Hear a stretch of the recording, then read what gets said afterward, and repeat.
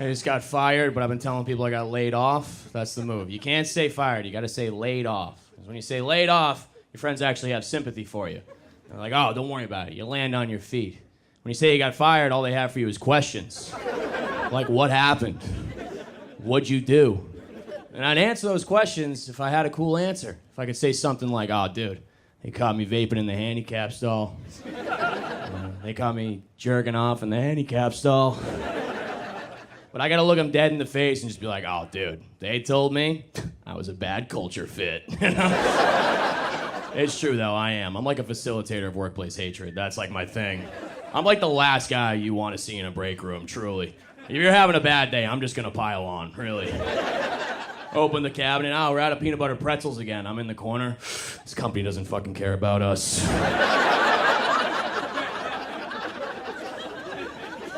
Look, I can't be the only person that actively roots against their company to fail, right? Look, paycheck is nice and all, but wouldn't you just like to see it all burn? It's a startup. Who would miss it, right? I don't know, I had to check out my resume for the first time in a while. You ever look at an old resume and just marvel at the lies? Bold, italics, lies, it's all. I had a line in there that said, entrepreneur. Like, yeah, I used to sell Adderall. Like, what do we... And I don't feel bad talking about that either, because I don't think you can overdose on Adderall. Like, I don't know if that's true or not, but I'm not like a doctor or a reliable guy. I've just never seen an episode of CSI where they walk into a dead guy's place like, must have been an extended release. All this guy's chores are done. I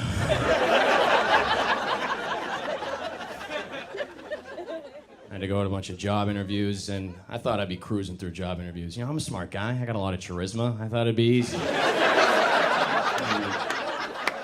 Most of the job interviews are online, though, so what happens is, you forget about them. You're farting around the computer, you're watching a hockey fight compilation, and a Zoom window pops up. You're like, oh, here we go. All right.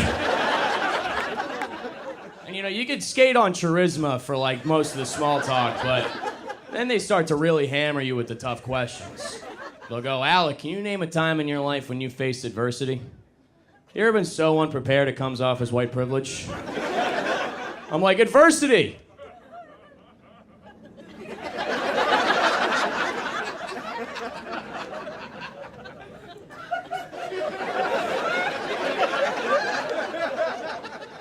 And then you slam the screen shut and blame the Wi-Fi. That's the move. Would you want me to wait and be like, oh, this one time at sailing camp, there wasn't any wind. Like, I'm gonna blame the Wi-Fi. I got a temporary job right now. I'm a substitute teacher.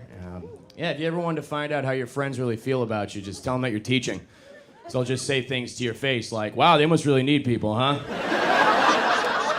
Yeah, there's a shortage of heroes right now, actually. It's always your buddies that work in, like, tech sales or something. And I would never say that to them about their jobs. I'd never be like, wow, they must really need a washed-up D3 athlete with a code problem, huh?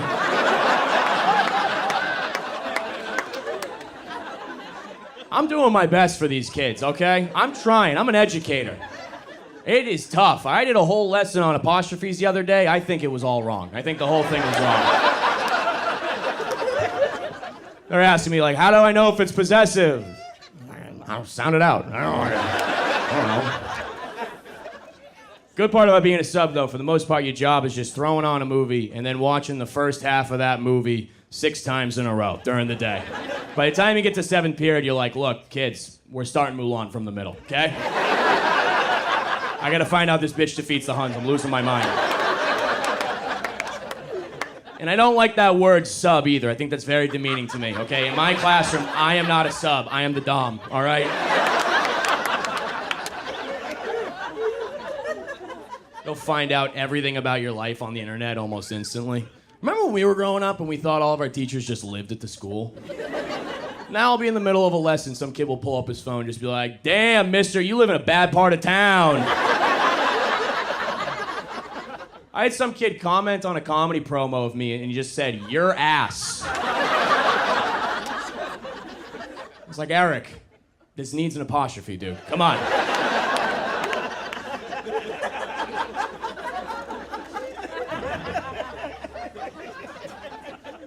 I'm trying to get a girlfriend right now. I put having a girlfriend on my vision board. It's a big goal for me. Don't laugh at that. I don't know. Look, everyone's got a girlfriend now. Even like the weird friend in my group, he's got a girlfriend, and she's way out of his league, like suspiciously out of his league. But she says it's because he has big golden retriever energy. You heard that? Big golden retriever energy? I don't know. I think it's kind of cute. It's cute. It's fun. Like, I'm gonna start saying that. Big golden retriever energy. We were all calling it mild autism, so.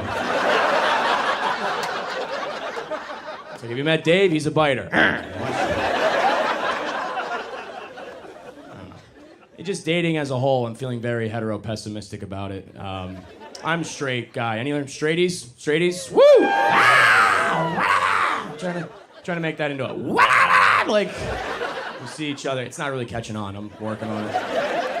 I'm not a trendsetter. I just do my best. I don't know. I just as a whole, like as for a straightie, you know, it's as a guy, it feels like I'm always just giving dating advice I didn't ask for, especially on social media. On my feed, it'll just be beautiful women with their phones in front of their face saying things like, hey guys, here's the 13 things you do that give girls the ick. Number 1, existing. Number 2, ankle socks. I'm like, all right, should I go to Kohl's or kill myself? What's the move? I'll do both. I'll try. The sad part is, though, the flip side of that coin is the alpha male content. The guys with the aviators smoking the cigars being like, how value men are bred to be hunters. Are you ready to hunt for your prey? It's like, no, dude, I'm gonna make like pizza rolls or something. I hate all that alpha male content, dude. It's very toxic. And especially it sucks when your friends do it. Like I had a buddy, he posted an Instagram that said, when she broke up with you, she made a bet on your future. Make sure she loses that bet. I'm like, are you about to shoot up a casino? What are you talking about? It's sad because I wish my boys could just feel comfortable enough to talk to me. Like, I've been going to therapy for like a month, okay? I'm an emotional intelligence brown belt at this point, all right? I got moves, dude. You want to kill yourself? Have you tried going for a walk, my man? What about breathing, huh? I don't know. I could use those tips, though. I'm not great. I had a girl over my place the other night for a movie night, and I picked out the movie. About halfway through, she starts kissing my neck a little bit. You know, hand starts going around my belt. So I press pause, and I'm like, hey, what's up? You don't like the movie? What's going on?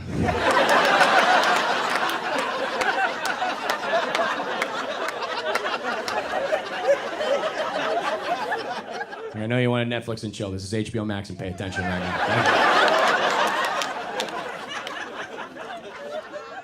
And like, I get it. She wants to get into it on the first date. It's very fun and all, but I'm going slow in this hookup culture now because I've noticed that although we're more likely to hook up on the first date, these hookups are turning into things that are a little bit more physical than for my liking. Like, I'm a kinky guy. I get it, okay? But it's a little bit different when we have a couple margaritas, you come back to my place, and there's a lot of slapping, spitting, choking, pulling, grabbing, things of that. I'm going on these Hinge dates. I'm ending up in cage fights. Is this happening to people?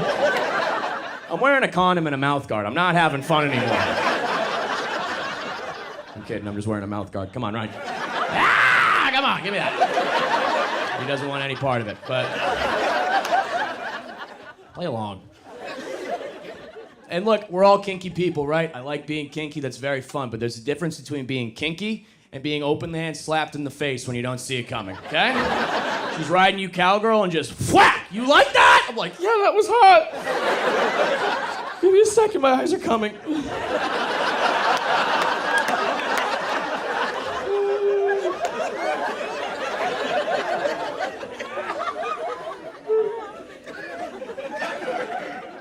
And it's like, what do I say to my boys when I've had an encounter like this? Because normally, sex is a very high-five situation. We go back, we're pumped about it, we're stoked. But what do I talk about when I've had an encounter and I feel like I've been embarrassed and I feel used and I feel dirty? I'm like, yeah, dude, went back with the girl from the bar last night. Uh-huh, yeah. Well, let me tell you, my man, I could use a hug. All right, guys, that's been my time. Thank you very much.